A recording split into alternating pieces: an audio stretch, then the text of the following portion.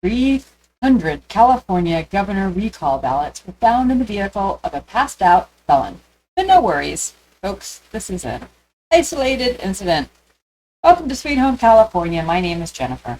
As reported by KTLA in Los Angeles yesterday, a felon was arrested in Torrance outside a 7-Eleven a week ago. He was passed out and a store clerk called the police. They found the unnamed male subject with 300 stolen ballots for this upcoming California recall on the same day that the state started mailing them out. He also had drugs and a loaded firearm in his possession.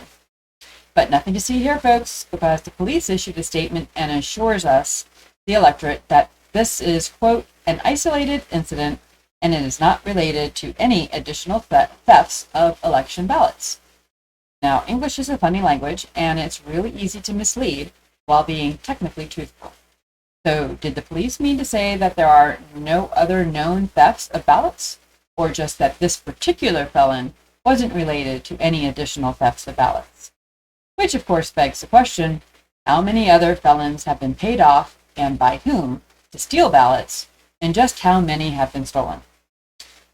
Well, also in the news, it was stated that any voter whose ballot was taken in the theft will get a new one prior to the election. If you are a California voter and have not yet received your ballot, contact your county election office and contact your local sheriff's non-emergency phone number to make a report of the missing ballot. I live in a very rural area of Kern County. Before the 2020 contest, we had a number of neighbors report that mailboxes were being broken into. The problem of mail theft was even worse in our closest town. There, the postal union had successfully made their own jobs easier by having huge banks of mailboxes on the street, instead of having to individually deliver to each mailbox. Unfortunately, that makes mail theft that much easier too. Sometimes the thefts were done with a master key that took everything. Sometimes the thieves just took the whole bank of mailboxes, pulling it off the concrete with a chain, so they could open the mailboxes at their leisure.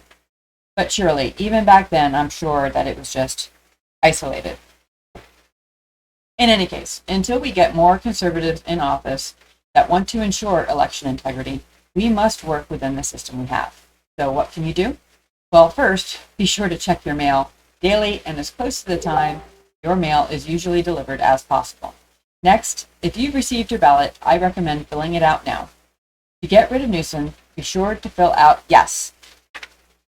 Now, each county is going to be a little different design. On Kern County, it's the vote for whether or not to remove nuisance is on the front, and then your other options of who to replace them are on the back.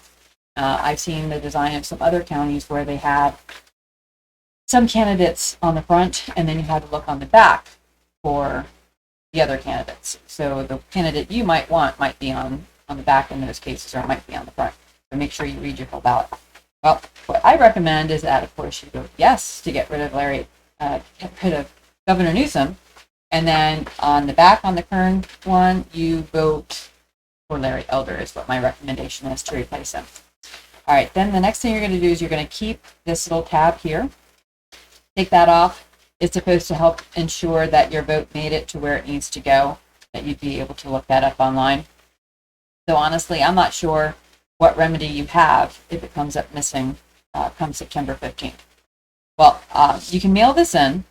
There is a envelope that you're gonna put it in. It's got a little hole here that's supposed to tell whether or not there's a ballot in the envelope.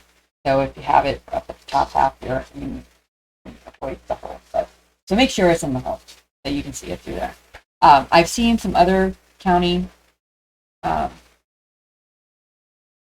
and designed envelopes where you can actually see what you voted through the hole. Kern County isn't like that. If your county is, then just make sure that you arrange it in your envelope so that the secrecy of your vote is being preserved. Well, after that, you can mail it in, but for me and my family, we're going to hand deliver it to our nearest polling place. Since we're rural, we can't vote in person. We don't actually have our own polling place, but we can hand in our vote over to the poll worker, which will cut out several other hands it would otherwise go through. You will still need to put it in the ballot envelope and sign the outside of the envelope. So, If you haven't received your ballot, like I said before, be sure to contact your authorities, as I mentioned earlier, and get a replacement ballot. Another thing that you can do if your county has not filled their need for poll workers is to volunteer to be a poll worker yourself. Though they use the term volunteer, there is a stipend paid. In Kern County, I think this is around $100. As of 6 days ago, Kern was still short on volunteers. I had applied about a month ago and checked in with them last week, and they told me that they were still working through the assignments. I just checked the kernvote.com website last night and found out, though, that I've been selected. I'm going to be a poll worker in one of the polling precincts in the town near us. But I still haven't gotten anything in the mail or email from them, so I'll be calling them tomorrow or the next day to follow up if nothing comes through by then. I know that there is a training that I need to attend, and then, of course, I need to be there the entire day on September 14th. But they also have early voting, and I'm not sure if they're going to use volunteers, if I would be involved in any of the early voting that's in person, but before September 14th. Meanwhile, if you can spare the time on your schedule, check with your county's voting office to see if there's still time to volunteer and to be a part of this process. We can't check ourselves out or boycott this process just because the system isn't perfect. We need to be involved and make sure that those with bad intent know that we're watching, and we need to vote for conservatives that believe in upholding the Constitution. That doesn't mean necessarily voting Republican, especially if that Republican is an incumbent that has shown a history of poor votes. California has an awful system of jungle primaries where instead of Republicans running against Republicans and Democrats against Democrats at the primary level, all the names are on the primary ballot, and the top two, regardless of party, are then on the ballot for the general election. So where Democrats outnumber Republicans 2-1 in a state where you can see how we've gotten into this situation where our legislature has a supermajority of Democrats. I hope we'll be able to get that changed under a Larry Elder administration, but that's doubtful in just his first term of 11 months. No, probably about 13, 14 months.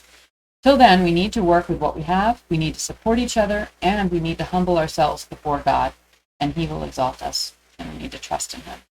God bless California, and I'll see you next time. Thanks.